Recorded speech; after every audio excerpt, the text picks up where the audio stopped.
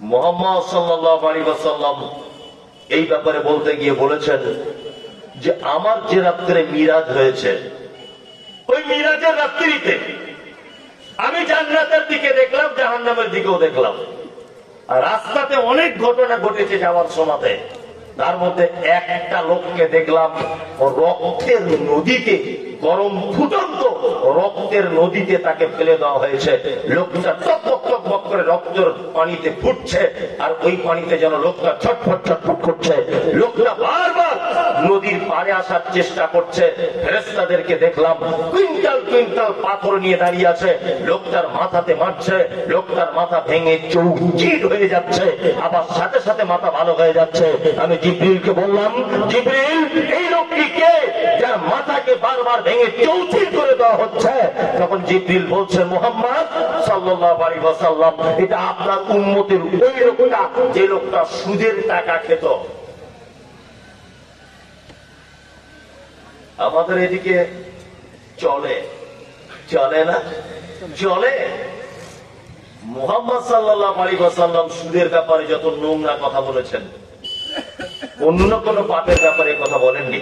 তিনি বলেছেন, এক টাকা যদি কেউ সুদের টাকা খায়, তাহলে বলা হচ্ছে তার মায়ের সঙ্গে ব্যভিচার করলে যে পাপ হয় ওই পাপ হয়। যদি বলেন, মৌলভী সাহেব আমরা তো ডাইরেক্ট সুদ খাই না, আলহামদুলিল্লাহ। আপনি খান না, আলহামদুলিল্লাহ। তবে আমরা কিন্তু ভিতর দিয়ে সুদের সঙ্গে জড়িয়ে যাচ্ছি।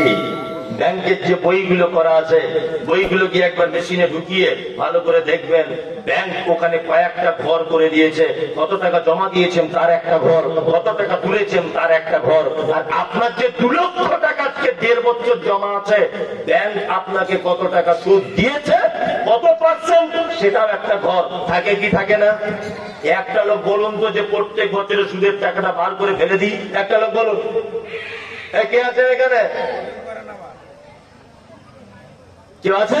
মাসালে একজন হাত তুলেছে, তবুও ভালো করে তুলছে না, জানি না ও কি করে। ভালো করে তুলে দিয়েছে, আলহামদুলিল্লাহ। তাহলে একটা লোককে পাওয়া গেল, একটা লোককে কি পাওয়া গেল যে ব্যাংকের সুদ আলাদা করে দেয়।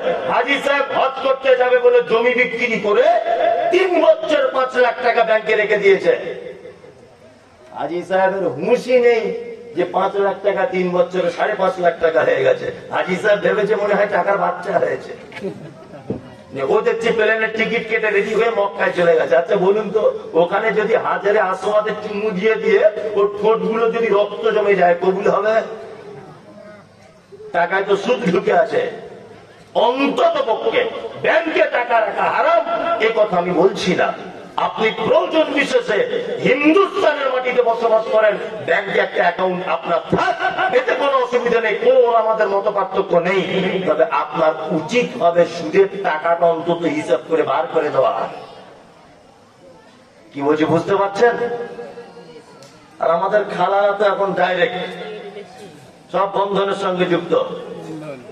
কি বলছি বুঝতে পারছেন না? ওরা যে মরে গেলে কি হবে, ওকে আল্লাহ ছাড়া কেউ যাবে না। পুরুষ মানুষ আমার দাঁত বার করে হাসছে কেন?